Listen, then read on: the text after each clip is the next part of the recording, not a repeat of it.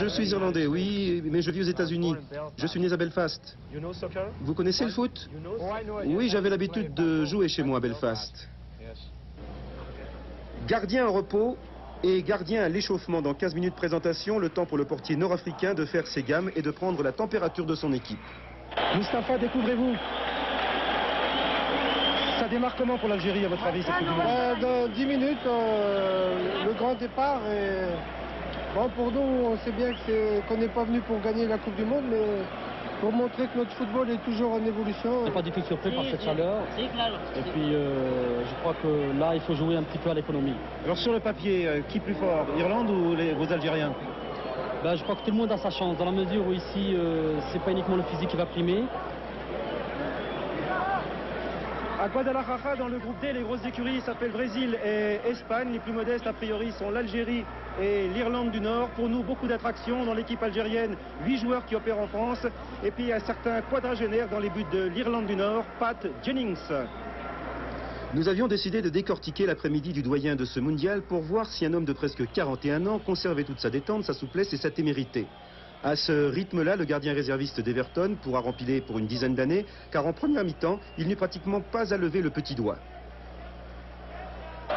Son vis-à-vis, par contre, l'Arbi, le gardien algérien, allait être battu avant même d'avoir pu contrôler son premier ballon. Coup franc de Whiteside, le ballon a été dévié 1-0 à la 5e minute. Grâce à une plus grande présence physique, les footballeurs de l'Ulster commençaient le match à leur avantage. Ici, à la 15e minute, c'est Medjari de la tête qui dégage sur sa ligne. Difficile début des rouges algériens, mais ici, à la 20e minute, Madjer va faire monter la température. Une aile de pigeon qu'affectionne notre ami Larquet. Assad fonce, mais le joueur de Mulhouse n'obtiendra qu'un corner. L'Algérie refait donc surface, une seconde accélération. Mais Madjer et Donaghy vont se télescoper à la suite de ce débordement et de ce centre. L'Algérien de Porto sera plus groggy que le Britannique et devra abandonner ses coéquipiers. Quant à Pepe Pat, lui, il continue de passer un après-midi bien tranquille. Sa seule sortie au cours des premières 45 minutes, et encore c'est tout petit, pas mécontent d'être venu. 41 ans dans quelques jours, vous êtes donc une figure du mondial, vous aimez ça? Je suis tout simplement content d'être venu, sans plus. Paradoxe, les remplaçants africains ont un couvre-chef, alors que les gars de Belfast, eux, n'ont aucune protection. D'ailleurs, en ce début de deuxième mi-temps, les Rouges prennent souvent le jeu à leur compte et sont capables, comme ici, d'accélérer.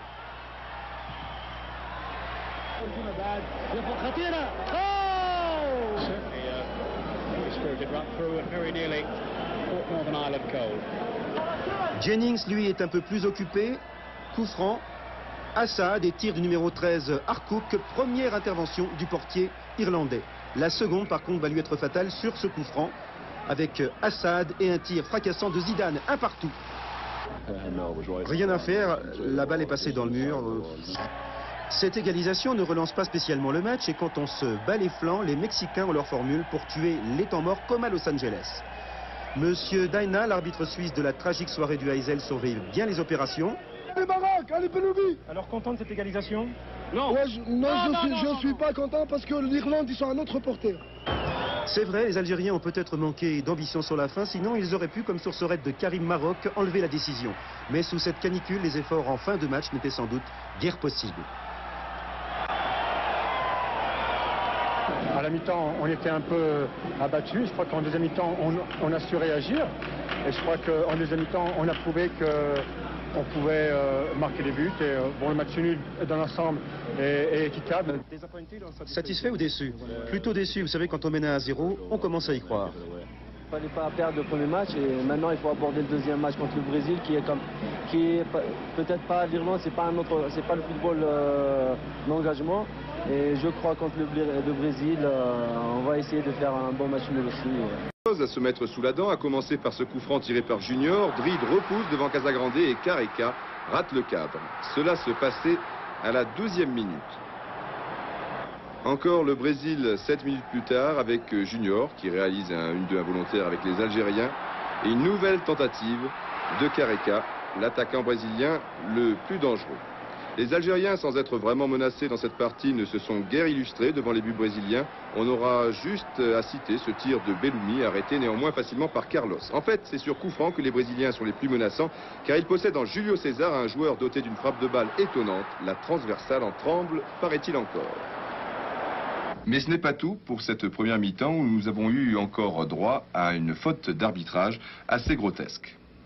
Un but tout à fait valable a été en effet refusé à Socrates à la 16e minute. Au départ, une tête de Casagrande repoussée par Dride. Casagrande joue le ballon et ne touche absolument pas le gardien algérien. Le docteur Socrates marque, mais l'arbitre du Guatemala, M. Mendez, se fait piéger par le cinéma de Dride. Regardez sur ce replay, c'est un contre. D'ailleurs, Dride a le temps de se relever, vous allez le constater une nouvelle fois à la suite de ce ralenti, pour essayer de repousser la tentative de Socrates. Il n'y avait absolument pas faute. À la limite, les gardiens de but sont encore plus doués lorsqu'il s'agit de faire du cinéma que les joueurs de champ. Souvenez-vous, par exemple, alors que Dride en rajoute encore un petit peu, du récent match RFA-Uruguay avec le gardien de but uruguayen Alves, ici chargé le plus normalement du monde, peut-être une faute, mais de là à s'écrouler de la sorte, il y avait quand même une marge. Et monsieur Christophe, l'arbitre tchécoslovaque, lui aussi, s'était fait piéger par le cinéma d'Alves. Enfin, c'est la vie, un jour l'arbitrage vous favorise. Souvenez-vous du but espagnol de Michel. Là, c'était bien pour vous, messieurs les Brésiliens, mais un autre jour, il vous défavorise. C'est comme ça. La deuxième mi-temps, c'est évident, est bien plus belle. On peut la décomposer en deux parties. Voyons d'abord la première partie, d'ici à ici. La première partie, c'est 3 occasions pour les Algériens, dont 2 très nettes en tout début de reprise. 49e minute, centre de Ménade, reprise de Belloumi et un superbe réflexe de Carlos. Belloumi qui s'en veut. 52e minute, on retrouve le meneur de jeu algérien. Et si on lui remet ce ballon un peu mieux au premier poteau, eh bien à tous les coups, c'était lui le mieux placé pour s'en emparer. 61e minute, enfin. Assad, Belloumi, Assad qui s'engage sur la gauche, mais Carlos jaillit une nouvelle fois et Edinho a eu le temps de revenir pour dégager. La deuxième partie, maintenant, qui reste, quoi qu'on dise, la plus intéressante, car là on passe aux choses sérieuses, plus concrètes, dirons-nous. Et oui, après un bon travail d'approche, les Brésiliens vont finir par conclure à la 66e minute, centre de Muller et Careca qui surgit. Il faut bien revoir cette action, car visiblement, les Algériens auraient pu éviter ce but. C'est Liégeon, ici en bas à droite, qui s'est fait piéger sur cette action. Regardez bien sa tête, il va la tourner un moment vers la gauche. Monsieur Roland Miris, soyez vigilant. Attention, top. Effectivement, il sent qu'il y a quelqu'un dans son dos. Le problème, c'est que Liégeon pense que cet adversaire en question se trouve sur le côté gauche, qu'il va arriver ici. Et vous le voyez, il est plutôt sur la droite, vraiment dans son dos, et il va jaillir de ce côté-ci. Donc, tu peux continuer, Roland. Il va essayer de faire écran, se bloquer. Vous voyez, il se bloque. Et Careca a jailli. Liégeon aurait dû aller au devant du ballon et dégager en corner. Ensuite, devant des Algériens complètement abattus, les Brésiliens, comme devant l'Espagne, après le but de Socrates, vont bénéficier de certains espaces libres. Ici, on laisse Careca tirer tranquillement. Le ballon n'est pas passé bien loin.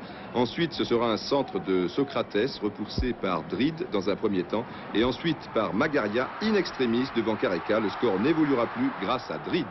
Dride, le gardien de but algérien, qui a été très bon, comme l'essentiel de ses coéquipiers, du reste, qui avec un petit soupçon de réussite aurait pu réaliser l'un des plus grands exploits de l'histoire de la Coupe du Monde. Nasser Eddine Dride, 28 ans, du MP Oran, est pour l'instant l'un des meilleurs gardiens du premier tour. Le continent africain possède vraiment de grands spécialistes, puisqu'il ne faut pas oublier le Marocain Zaki ou le Camerounais Bell et Nkono, il y en a d'autres bien sûr. Ici, il jaillit devant Casagrande, tel un chat. -1, il se faisait enlever la tête. De bons réflexes.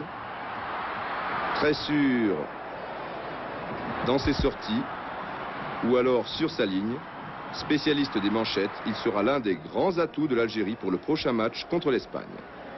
En attendant, le Brésil gagne petit continue, 1-0 contre l'Espagne, 1-0 contre l'Algérie. Pourtant, en 82, vous vous en souvenez, la moyenne de buts marqués par match était de 3,2. On en est loin, souvenir. Espérons peut-être que dans son 3e match ici à Mexico, eh bien, le Brésil va réussir à faire un peu remonter cette moyenne qui est bien basse pour l'instant. Pour le groupe. Et comme toujours, l'équipe d'Algérie est composée de noms familiers. La moitié de l'effectif algérien joue en France. Quelques-uns ont disputé le dernier match contre l'Espagne. Les autres sont restés sur le banc. Abdallah Liégeon, vous payez la défaite contre le Brésil? Non, c'est pas ça. J'ai eu un contact pendant l'entraînement avec un joueur de l'équipe nationale, et ce qui fait que je me suis tordu le genou. Il n'y a rien de grave, mais par sécurité, je préfère rester à l'écart pour l'instant. Alim Ben Mabrouk, c'est difficile de ne pas jouer un match capital comme celui-ci? C'est sûr, surtout que j'ai fait les 2 premiers matchs. Pour moi, ça serait plaisir de faire le 3e. Bon, je ne joue pas, c'est une décision d'entraîneur, c'est pas grave. Fatih Chebel, alors vous n'avez pas encore joué, mais vous croyez quand même aux chances des Algériens de faire aussi bien que le Maroc hier? J'espère, hein, de toute façon il faut qu'on s'en inspire, hein. Il y avait la manière et le résultat, donc pourquoi pas nous? À défaut d'avoir les supporters les plus nombreux, l'équipe d'Algérie avait au moins un atout pour elle, le soleil. Apparemment, on le supporte mieux côté algérien que côté espagnol. Il fait un petit peu chaud, mais on est à peu près au même niveau qu'à Madrid. Et je crois que malgré la chaleur, on va très bien jouer. Les Espagnols sont motivés, mais côté algérien, on compte beaucoup sur Drid, la grande révélation du mondial chez les gardiens, et qui arrête sans problème cette première action espagnole. 12e minute, malheureusement sur cette action, catastrophe pour Drid et pour l'Algérie. Sur ce corner, Drid reste à terre, et sur le ralenti, on va voir que Goïcoechea balance un énorme coup de coude à Drid. Alors, volontaire ou pas, le mieux, c'est encore de demander à Goïcoechea. Vous n'êtes pas responsable? Non, c'est le jeu, c'est un choc fortuit. Vous n'avez tout de même pas pensé que toutes mes actions sont mal intentionnées.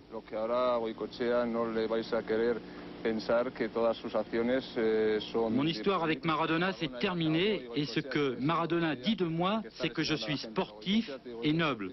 Et je pense bien l'être, je peux le prouver. Le malheur, c'est que de temps en temps, je n'ai vraiment pas de chance. Enfin, Drid se relèvera, mais c'est sûr, il souffre et il est diminué. Dommage aussi que...